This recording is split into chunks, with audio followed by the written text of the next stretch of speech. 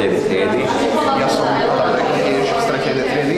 Čo tu dnes robíte? Dneska sme pripravili inscenáciu divadla slovenského čítania od Jana Palárika Zmierenie alebo Dobrosúdny účinkov.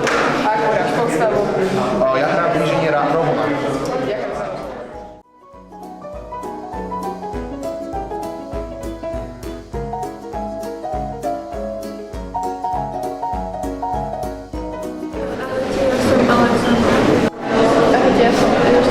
Ja som Matej Kosorín a chodím na prvú základnú školu. Ako sa ti páči na tomto dni otvorených dverí?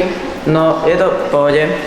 Páči sa mi to? Je to pekne a také všetko. Ktoré stanovište sa ti najviac poznalo? Asi matematika. Asi tá prestávka, čo bola medzi tým. Zaujímavé. Prihlášku si dávaš na GAU? Áno, dávam. No, ďakujem.